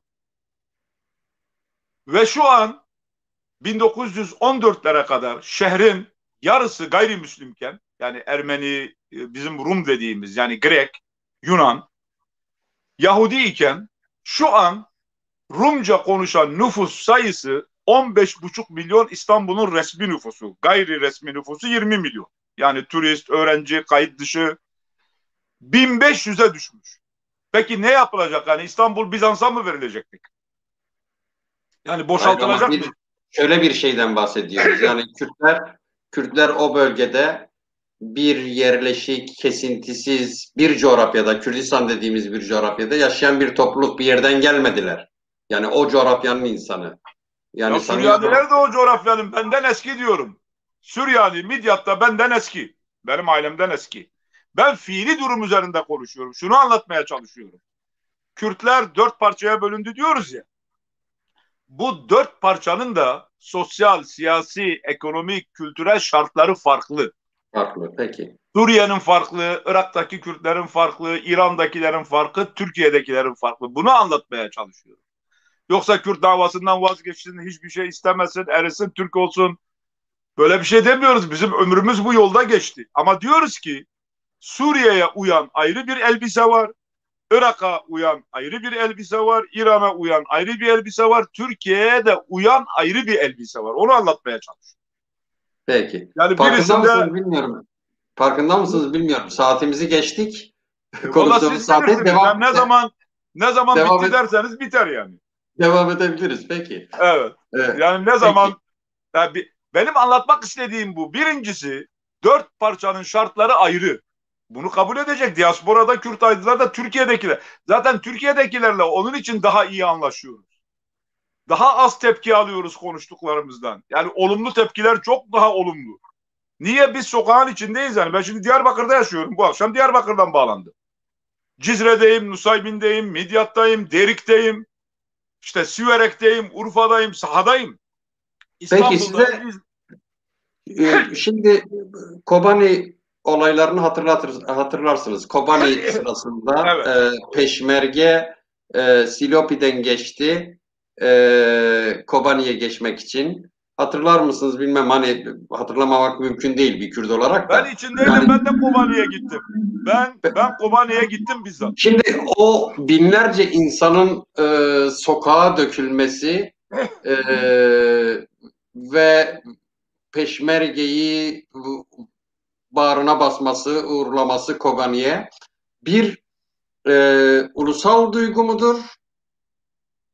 E, Yani hani şartları farklı diyorsunuz ya, aslında Kürdün, yani diyelim ki herhangi bir olayda işte diyelim ki Erbil'de olmuş, Süleymaniye'de olmuş bir olaydan Kobani'de olmuş, mesela Afrin sırasında Kürtlerin ortak bir duyguyla oraya girilmesini protesto etmesi, Kürtlerin böyle ulusal duyuşları da var aslında yani. Var tabii, nasıl yok işte diyorum. Ben Bodrum çarşısına girdim, Cizre çarşısına döndüm.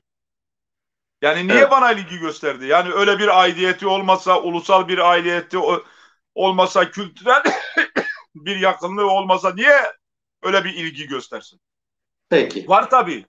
Ama şunu anlatıyorum. Yani insan, hani nasıl ki her yerde aynı insan, ama bir iklim farklı olduğu vakit, şartlar farklı olduğu vakit bir yerde paltoyla geziyorsunuz, bir yerde montla geziyorsunuz, bir yerde gömlekle geziyorsunuz. Bir yerde de şortla geziyorsunuz. 4 parçanın siyasi şartları, kültürel şartları farklı. Bunların ama zihin, yani ulusalcılık da bir şeydir, ideolojidir ki ben asla ulusalcı değilim. Yani Türk ulusalcılarını da hiç sevmem, hiçbir ulusun ulusalcısını da sevmem. Yani zihniyet olarak insanları, bazıları etnik kimliğine göre ayırır. Der ki işte aynı dili konuşanlar ayrı devlet kursun. Aynı mezhebe inananlar ayrı devlet kursun. Mesela Avrupa'nın mantığıdır bu.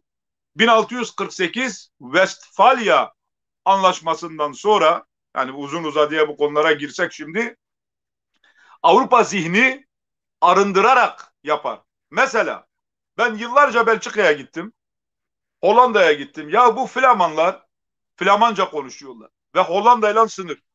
Urfa'yla Diyarbakır gibi, Mardin gibi yan yana. Peki bunlar niye Hollanda'yla bir siyasal birlik kurmadılar da niye Belçika'yla kurdular? Valonlarla kurdular, Fransızca konuşanlarla kurdular. Mezhebi farklı. Yani İspanya Hollanda'yı işgal ettiği vakit Protestanlar karşı durmuşlar, Katolikler Katolik İspanya'yı desteklemişler, Flamanlar. Westfalia Anlaşması'ndan bugüne kadar insanları, toplumları ya diline göre ayırmış ya mezhebine göre ayırmış. Yani mesela şimdi İrlanda'daki mesele de mezhep meselesi. Katoliklerle Katoliklerle protest. protestanlar. Evet. Evet.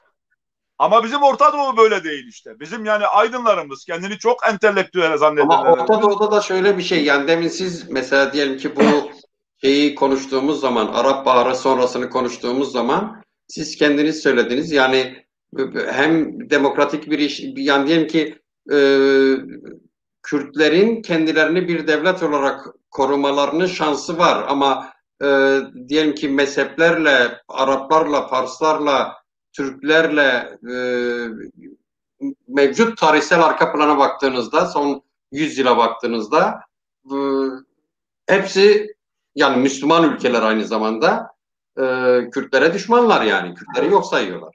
Şimdi Orta Ve Doğu siz Kürtlere tarihinde, diyorsunuz ki bunlarla birlikte şey yapacağız, şimdi benim çözeceğiz. anlatmak istediğim bakın başka bir şey yine. Ben diyorum ki Batı ulusalcılık zihni toplumları arındırarak, yani mezhebine göre, diline göre. Mesela Avusturyalılar Ama Almanca orada konuşuyorlar. Batı oradan bir demokratik kültür yaratmış sonuçta yani. Onlar Yaratamadı, gene, onu da yaratamadı. Sözde yarattı. hayır, Birinci ona Dünya rağmen birlikte Savaşı'nda yaşıyorlar, Birinci Dünya yasalaştırmışlar. Savaşı'nda birbirinin kanına ekmek doğradı. İkinci Dünya Savaşı'nda Paris, Londra, Berlin yerle bir edildi bombardımanlarla. Yani daha dün Tamam. bunlar. Yani şimdi bir kültür önünüze koyuyor. Sanki işte 500 senedir millet her sabah kalkıp birbirini öpüyor. Öyle değil. Tabii tabii. Benim anlatmak istediğim bizim Orta Doğu genelliğinde böyle bir ayrım yok. Yani etnik olarak, dini olarak, mezhebi olarak biz iç içe yaşıyoruz. Yani protestanlar burada, Katolikler burada, Şiiler burada, Sünniler burada, Türkler burada. Mesela şimdi birkaç tane böyle örnek üzerinde konuşalım. Mardin, Urfa, Musul, Halep, bu şehirlerin hepsinde, İstanbul, Müslim gayrimüslim, yani Müslüman, Yahudi, Ermeni, Süryani yan yana yaşıyor. Hayır, Türk Cumhuriyetçi, Kemalist ideoloji bunların çoğunu süpürdü gitti yani. işte süpürdü, oraya geliyorum zaten. Ben de zaten oraya geliyorum. Yani esas yani niye uymuyor? Nereden geldik? Nasıl bozuldu? Nasıl dedim ya, saatlerce konuşmamız lazım. Peki. Şimdi Kemalist zihin bunu alıp tek bir kalıba koymak istedi. Batı'dan getirdiği normlarla, yani ulusalcı formatla, Türk ulusalcılığıyla. Türklerin bile hepsi aynı değil ki. İşte Türklerin dindarı var, layığı var, işte yörüğü var, Karadenizlisi var. Kültürel farklılıkları var, mezhep farklı, Alevisi var, Sünnisi var. Yani Türk diyerek de işi çözemiyorsunuz, Kürt diyerek de işi çözemiyorsunuz. Onun için çoğulcu bir yapıyı yerleştirebilmek lazım. Bizim kadim tecrübemiz böyledir mesela. Musul. Şimdi Musul bir Arap şehridir, içi. Ama bütün etrafı Kürttür.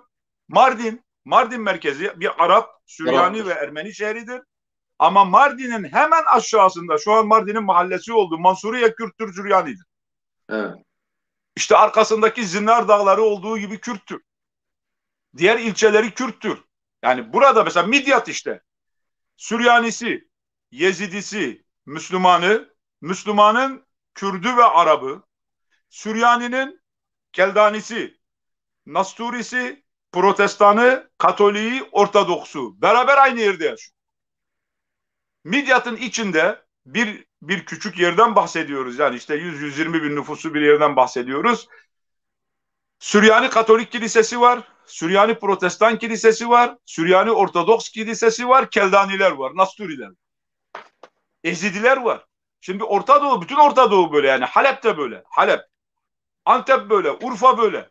Yani Urfa'da Dimili konuşan, Zazaca konuşanlar var. Kurmancı konuşan var. Arapça konuşan var. Türkçe konuşan var. Yani mezhep olarak, din olarak, etnik yapı olarak Orta Doğu'da Avrupa tipi bir arındırma yok. Yani Urfalılar hepsi Arap, Mardinliler hepsi Türk, işte efendim Siirtliler hepsi bilmem ne. Böyle bir ayrım veya burası hepsi Alevi, burası hepsi Sünni. Yani Dersim coğrafyasında bile bugün Çemişgezek'le Pertek Sünnidir.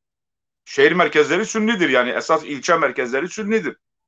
Onun için Avrupa'daki o ulusalcı zihniyet Kürt siyasetine de uygulandığı vakit, Türk siyasetine de uygulandığı vakit Orta Doğu'ya, bizim kendi tarihi gerçekliğimize uymuyor. Benim şimdi söylediklerimin her birisini bir cımbızla alıp bir tarafa çekebilirler. Şunu söylüyorum. Bir, Kürtlerin 4 devletteki şartları aynı değil. Yani Irak'ta, Suriye'de, Türkiye'de ve İran'daki Kürtlerin durumları bir değil. Onun için birine diktiğin elbise öbürüne uymuyor. Bir, bunu söylüyorum. İki, bütün Orta Doğu'da durum aynı durumda. Yani Batı tipi bir ulusalcı mantıkla burayı Şiilere verelim. Burada işte Alevilere verelim. Burayı Kürtlere verelim. Burası Türk olsun. Böyle bir şey de mümkün değil. Onun için hem Kürt siyasetinde 4 parçaya ayrı ayrı bir siyasal proje. Yani ne yapılabilir? İşte ben onu kendi zihnimde yıllarca süren bir şeyden sonra diyorum ki Irak'a Kürdistan, Suriye'ye ve İran'a özerk bölgesel yönetimler, Türkiye'ye eşit vatandaşlık ve demokratikleşme. Bu zaman içerisinde nereye evrilir? Sınırlar anlamsızlaşır. Avrupa Birliği gibi kalkar, vize, pasaport, gitme, gelme, barış, demokrasi, kültürel entegrasyon, siyasal entegrasyon nereye varır? O sonraki iş. Ama bugün o Süryani işte hemşerimin hayali gibi Midyat'ı bize versinler. Biz efendim yönetelim 1000 kişi. Kürt Arap ne yapacak? Ermeni meselesinde de en büyük kavga buradan çıktı işte. O yani Taşnak, Hınçak meselesinde 6 büyük Osmanlı vilayeti bugün o 6 vilayet 22-23 vilayete tekabül ediyor. Mesela Diyarbakır eyaleti dediğiniz vakit Mardin, Siirt, Batman, Şırnak içinde. Bu 6 vilayet 22-23 vilayet aslında. Ermeniler yönetecek. Mümkün değil. Yani bu halkın %70-80'i Müslüman, bu %70-80'in de %50'si 60'ı Kürt. %20'nin egemenliğine girmesi mümkün değil. Birlikte bir düzen kurulacak. Yani o gün için söylüyorum. 100 yıl öncesi için söylüyorum. 150 yıl öncesi gibi. Kürdistan toprağı denilen coğrafyada ciddi oranda Ermeni var. Ermenistan dedikleri yani Ermenilerin coğrafyada ciddi oranda Kürt var. İç içe girmiş bunlar hepsi. Ayrıca Türkmenler var. Daha Şah İsmail zamanından kalan, Akkoyunlular zamanından kalan, Alparslan zamanından kalan. Onun için benim anlatmak istediğim coğrafyayı iyi tahlil etmek lazım. Yani Kürtleri de, Kürt coğrafyasını da, ülkeleri de, Orta Doğu coğrafyasını da ve ona göre bir siyasal önerme, ona göre bir siyasal çözüm. Yani Irak Kürdü'nün ne yapması lazım? Türkiye Kürdü'nün işte ne yapması lazım? Suriye'de ne olması lazım? Bir de topyekun Orta Doğu'da işte Halep'te, Musul'da Araplarla mesela benim ki bunu ben yazdım, harita bile koydum yani yazılarıma, kitabıma da koydum. Mesela bir Kürdistan Irak'ta kurulacaksa mutlaka Musul'u ve Kerkük'ü de içine almalı. Yani 6,5 milyon Kürt, 3 milyon Arap, 1,5 milyon da Türkmen olacak bunun içinde. Bunu koparman mümkün değil. Erbil'le Musul'un arası 85 kilometre. Düble yol var, 45 dakikada gidiyorsun. 45 dakika. Yani ekonomik olarak da ayırman mümkün değil. Tohok'la Musul'un arası 55 kilometre. Mümkün değil yani. Buraya etnik sınırlar, mezhebi sınırlar, işte Şii, Türkmenler mesela. Bugün Türkiye'deki MHP başta olmak üzere hepsi işte Kerkük Türk kalacaktır. Ben Kerkük'ün içinde bile bu sloganları gördüm. Şehitler ölmez, vatan bölünmez diye Türkmen mahallelerinde Kerkük'te bu sloganlar var. Yazıyor duvarlarda. Ama Irak'taki Türkmenler bile yarıdan fazlası Şii ve bunlar İran'la birlikte hareket ediyor. Evet. Şimdi sen bunları görmeden Türk ulusalcısı burada bir Kerkük güzellemesi yapıyor. Türkiye'nin desteklediği Milli Türkmen Cephesi Irak parlamentosuna 9 milletvekili soktu Türkmenler. Bir tanesini kazanabildi. Bir tane. 5 tanesini Şii ittifakı kazandı. Evet. Öbürlerini de Barzani ile ittifak kuran Türkmenler kazandı. Yani Kürtlerle ittifak kuran. Şimdi Evet, dolayısıyla bunları bilmeden bir Türk ulusalcılığı, Kerkük Türk kalacaktır ya. Oradaki Türkmenin %55'i 60'ı İran'la hareket ediyor. Senin haberin yok veya haberin varsa da Türkiye'den gizliyorsun bunu. Yani halktan gizliyorsun, anlatmıyorsun bunları halktan. Onun için ve Türkiye'ye yakın bir politik güce de dönüşmüyor yani. dönüşmüyor işte, Evet. dönüşmüyor. Dönüşmüyor. Yani niye? Çünkü sahaya uymuyor. Yani mezhep aidiyeti ulusal aidiyetin önünde. Öyle. Yani niye böyle? Bunlar hepsi cahil. Ya cahil değil, ayrı bir şey. Bu 1000 yıllık, 1500 yıllık bir hikaye. Bir günde değişmesi mümkün değil. Onun için Yani tekrar tekrar söylüyorum. Belki burada da noktalamak lazım artık. Kürt toplumunu iyi incelemek lazım. Türkiye toplumunu, Orta Doğu'yu iyi incelemek lazım. Siyasal projelerin, önermelerin sahaya uyması lazım. Topluma uyması lazım. Yani o elbisenin, o gömleğin o vücuda uyması lazım. Ve basamak basamak, tedricen dediğimiz, yani adım adım bir gelecek inşa etmek lazım. Benim söylediğim bu. Onun için baştaki lafı söyleyerek noktalayayım. Hani dediniz ya, kendinizi bir Kürt politikacı olarak mı görüyorsunuz? Bir işte Türkiye'li. Ben Kürdüm, Müslümanım, demokratım ve Türkiye'liyim. Yani bunları birbirine zıt, birbirinden ayrı görmüyorum. Yani ulusalcı arkadaşlar buna şiddetle karşı çıkıyorlar. Karşı çıksınlar, devam etsinler. Yani bugüne kadar yazdıkları reçetelerin halka ne kadar yaradığı yaramadığı ortada. Ama ben ısrarla Türkiye'liliği önemsiyorum. Çünkü Türkiye'liyiz. Her yönümüzde bu coğrafyada yaşıyoruz. Osmanlı'dan beri, Selçuklu'dan beri 1000 küsür yıldır topluca bir çözüme gidebiliriz. Türkiye demokratikleşmeden, Türkiye siyasi rejimi razı edilmeden ne Irak'ta ne Suriye'de de Kürtlerin bir statü elde etmesi mümkün değil. O anlamıyla Türkiye'liyim, Kürdüm. Yani tabii ki kendi işte milletimin, halkımın bütün geleceği, ekonomisi, siyaseti, kültürü, yani beni birinci derecede ilgilendiriyorum. Müslümanım aynı şekilde ve demokrat. Peki. Bu demokrat lafına da İslamcıların yarısı kızıyor. İşte İslam'la demokrasi yan yana olur mu olmaz mı? Bu da ayrı bir tartışma. Yani ne yana dönsen bir mayın var. İlla ki seni bir mayına atacaklar, parçalayacak. Evet. Peki. Yani tabii esas sizi konuk etmemizin gerekçesi de sanki ortadan kalktı gibi. Şeyi konuşacaktık. Yani Türkiye'de reform ihtimali var mı? Hukukta Söyleyeyim reform onu da çok tartışılıyor. kısa. 2 dakikada özetleyeyim. 2 dakika. Peki. Peki. Şimdi Buyurun. bugün dedim ya, hani konuşmamızın başında aslında girdik buna. Yani Biden'la beraber Amerika Avrupa Birliği ittifakı İngiltere, Rusya, Çin ittifakına karşı hamleler yapacak. Bunu ilk görenlerden birisi de Sayın Recep Tayyip Erdoğan oldu işte. Mesaj vermeye başladı. Biz yönümüz Avrupa'dır, biz ayrı bir arayış içinde değiliz falan vesaire. Şimdi burada da eski şekliyle, yani bu son 4 yıl 5 yıl MHP ile yürüttüğü, içeride daha baskıcı, daha totaliter, daha sert bu çizgiyi devam ettirmesi mümkün değil. Yani mümkün değil derken zor işte. Ekonomiye bunun yansımaları oluyor. Toplumsal kamplaşmaya bunun yansıması oluyor. Oyları düşüyor. Ülke yönetilemiyor. Onun için bir şeyler yapmak zorunda. Şimdi işte bir açılımdan bahsettik. Birkaç yaklaşım var. Bir grup diyor ki ya işte bunlara inanmayın. Bunlar ne derlerse desinler. Yani bunlardan bir hayır gelmez. Yani bunların dedikleri hiçbir şey doğru değil. Zorda kaldılar.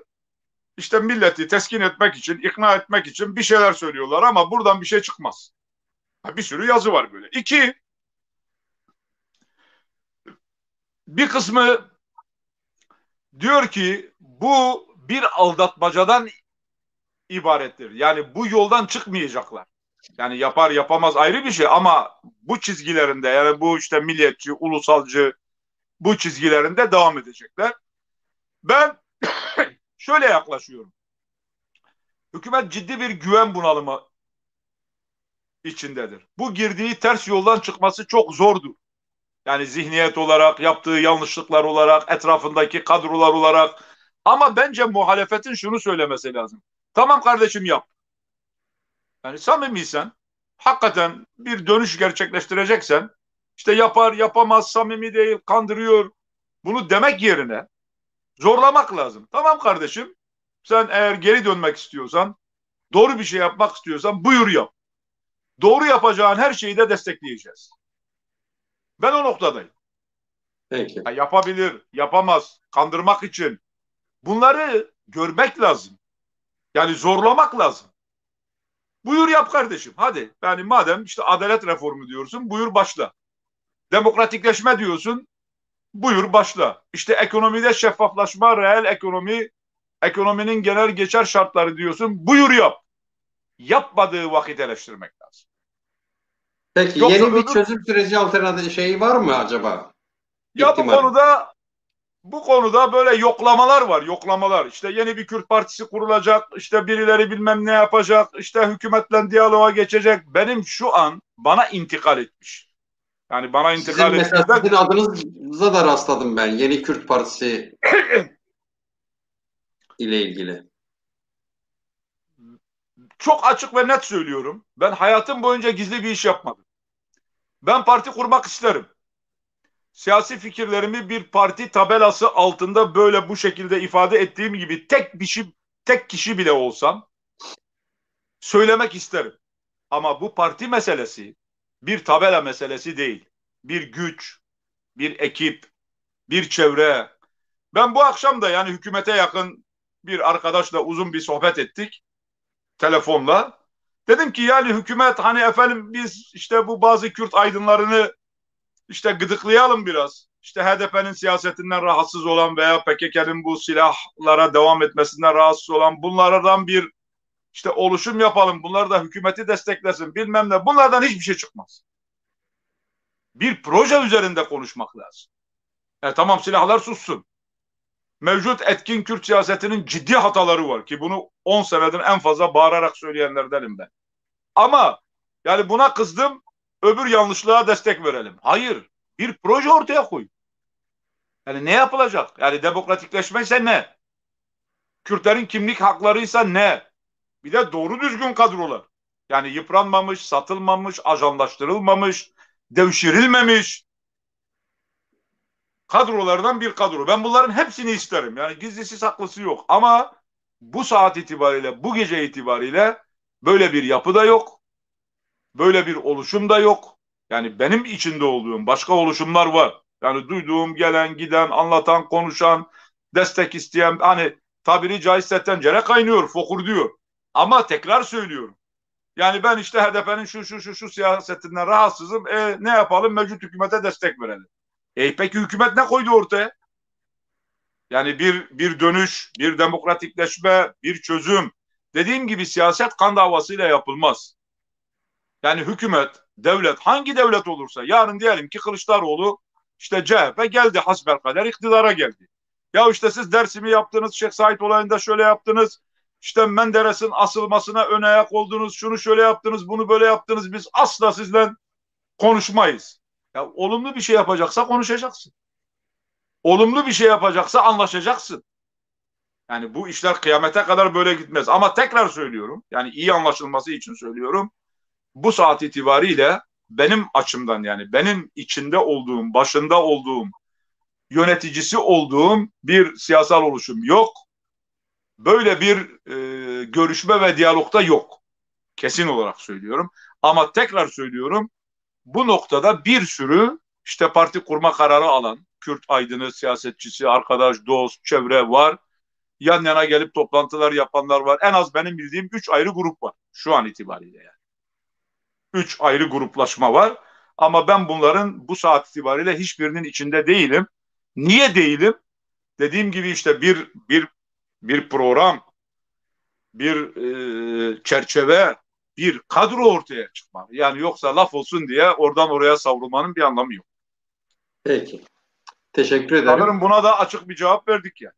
Bence açık oldu. Yeterince açık Ha, oldu. evet. Evet. Teşekkür ederim. Ee, bir bakalım seyircilerimizden soru var mı, izleyicilerimizden? Soruları alalım. Bir buçuk saate yaklaşıyoruz. Kekaltan. Vallahi millet istiyorsa konuşuruz. Susun diyorlarsa Evet. susarız. Ya Allah'a sabır. Peki bakalım soru var mı? Reji soru varsa getirsin ekrana. Soru yoksa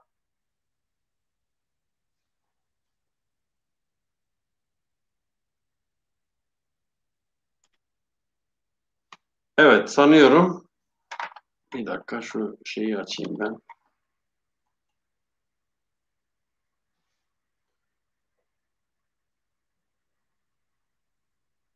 Evet. Yani anladığım kadarıyla soru ekrana getiremiyoruz ama çok yorum varmış yani. Evet. İlgi, alaka iyiymiş. Son olarak söylemek istediğiniz bir şey var mıdır üstadım? Valla benim söylemek istediğim, şimdi ben hep İngiltere örneğini veriyorum. İngiltere ana Avrupa kıtasının dışında. Küçücük bir ülke. Yani sanırım toprakları Türkiye'nin %35'i kadar. Ama 500 yıldır dünyayı yönetiyor. Yani stratejik olarak da müsait değil, ekonomik olarak da müsait değildi. Tarım, hayvancılık, ziraatte de bir doğru düzgün bir şey yoktu. Burada en büyük özelliği aklını kullanması. Yani akıl kullanılarak teknoloji ve siyaset onun üzerine, işte silahlı güç, her şey onun üzerine bina edildi. Hindistan'ı işte birkaç yüzyıl yönetti. Veya dünyanın birçok yerini, işte Kanada'dan tutun Avustralya'ya kadar. Amerika'nın ilk kuruluşunda da aynı zihniyet var. Şimdi bize bakıyoruz. Yani Kürt siyasetçilere bakıyoruz.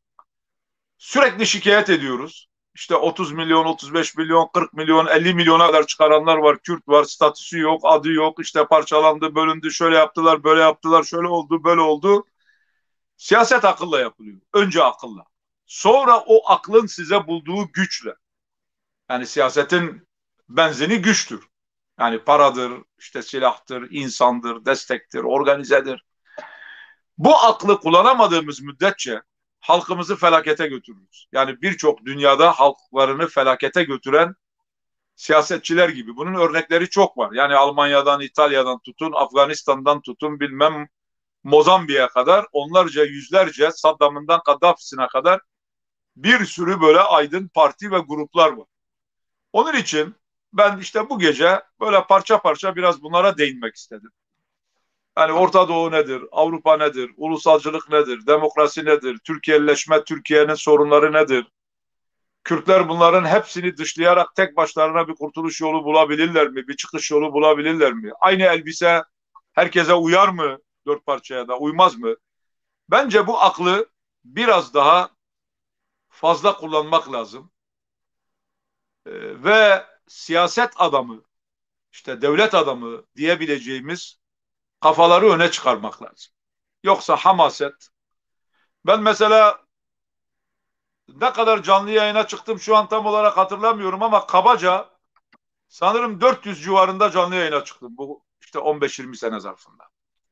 Yani en fazla yayın yapan televizyonlardan işte internet kanallarına kadar. Yani kendimce birçok akıllı uslu şey söylemeye çalıştım. Ama en büyük, en fazla izlenen programım hangisi? Tamam. Tam anlamıyla boş bir program. Osman Pamukoğlu'yla yaptığım bir kavga. O bana demiş ki işte bilmem Kemalistlere laf diyemezsin, Atatürk dilini keser. Ben de demişim ki senin kralın kesemez. Diyarbakır Melik usulü 2 milyon 800 bin adet tıklama yapmış. Yani millet maalesef akıllı, uslu, doğru düzgün bir şey söylediğiniz vakit size küfrediyor. Yani bu gece de belki birçoklarının hoşuna gitmeyen şeyler söyledim. Bunlara alışkınım dediğim vakit. Kabadayılık yaptığınız vakit, işte bu bizim Diyarbakır tabiriyle pehvazlık yaptığınız vakit, nara attığınız vakit 3 milyon insan sizi alkışlıyor. Onun için bu hamaseti ve bu şeyleri biraz bir kenara bırakıp bu saatten sonra artık bu kadar felaketten sonra daha akıllı, daha sabırlı, daha biraz özverili bir yol izlememiz gerekir diye düşünüyorum.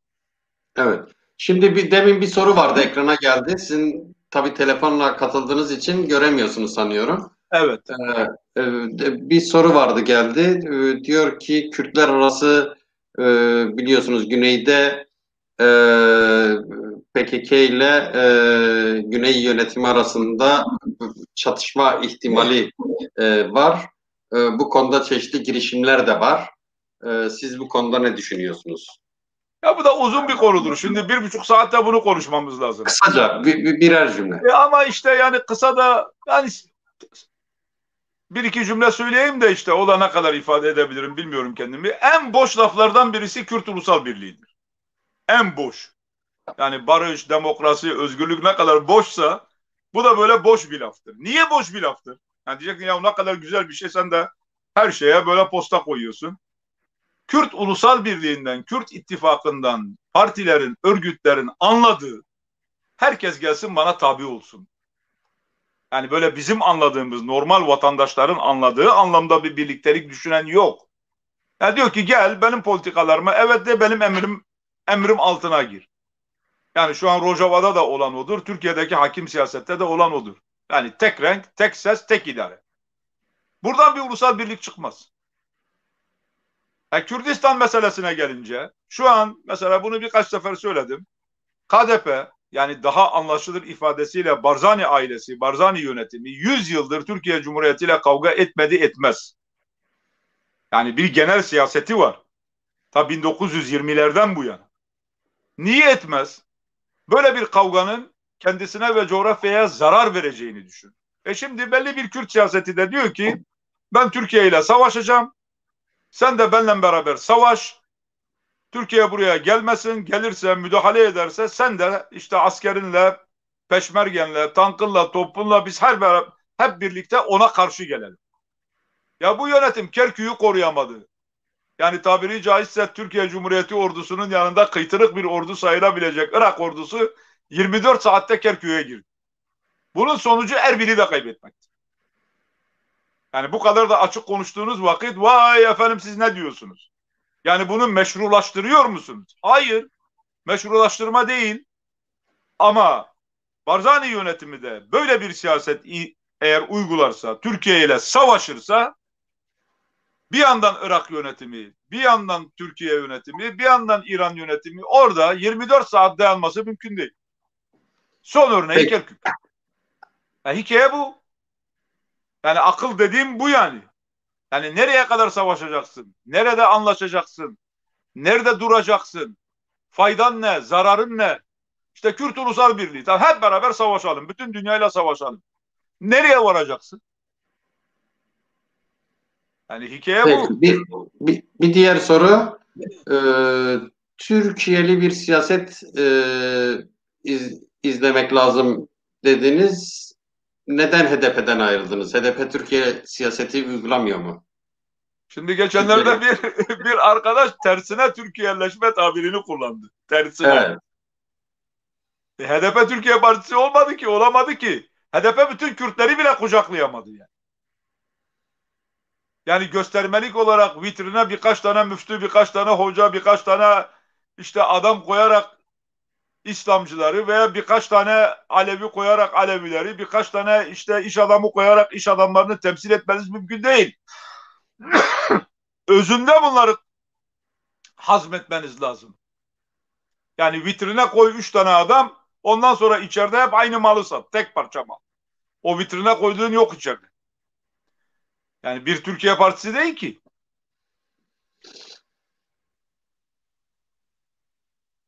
Peki. Sayın Altantan ve o soruyu tekrar koyabilir misiniz reji? Pardon. Sayın Altantan çok değerli Kürt aydınıdır. HDP olmuyor. 10 tane Kürt partisi var. Onlar ilgilensin. Yeni partiye ihtiyaç yoktur. PSK, PAK, BDP Büyük Partisi var. Bunlar birleşsinler ona. Bu yorum sanıyorum değil mi? Şey değil, soru değil. Ya yorum tabii. Yani bunların öyle çok kısa cevapları da yok. Keşke olsa, keşke herkes anlaşsa, keşke herkes birleşse. Yani Evet. bunlar dediğim gibi çok güzel ama boş laf. Hoş ama boş laflar yani. Olmuyor. Peki, o zaman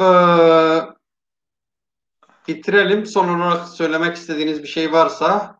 Yani söylemek Peki istediğim Hakan. bu. Ben hani bir gecede, bir programda veya bir saatte, 1,5 saatte insanın bütün her şeyi ifade etmesi mümkün değil. Mutlaka söylediklerimizde eksik olmuştur. İfade edemediklerimiz olmuştur. Ben bir şeyler anlatmaya çalıştım. Bu bir şeyler anlattığımda şimdi insanın diyor kabı ne kadarsa ırmaktan o kadar alır. Yani elinde bir kova varsa bir kova su alabilir o gölden, o ırmaktan, o denizden. Bir çay bardağı varsa bir çay bardağı kadar alabilir. Hiçbir şey yoksa hiçbir şey alamaz. Dediklerim de işte bazılarının hoşuna gider, bazılarının hoşuna gitmez, bazıları anlamaz. Yani ona da ben hazırlıklıyım. Bir şeyler anlatmaya çalıştık, bir şeyler söylemeye çalıştık. Dediğim gibi tepkiler farklı farklı olur. Herkes bir tarafından işte yaklaşır. Herkesin kafasında belli sabiteler var. Yani değiştirmeyeceği, yıkamayacağı putlar var. Bunların da bir sohbette, bir saatte, 1,5 saatte, 2 saatte yıkılması, kırılması da mümkün değil. Herkese saygılarımı sunuyorum. Terbiyesizliğe, işte hakarete, küfre ulaşmayan her türlü eleştiri baş göz üzerine. Yani dediğim gibi ben böyle düşünüyorum. Bir başkası öyle düşünmez, farklı düşünür. Yeter ki birbirine küfür etmesin, hakaret etmesin, sövmesin, yalan atmasın, belden aşağı vurmasın. Onun için bunları yapmayan ve eleştiren herkese de saygılar sunar. Çok teşekkür ederim. Sağ Çok olun. sağ olun. Sağ olun. Ee, Eğer kapatmazsanız telefonunuzu yayından sonra stüdyoda size çay ısmarlarım.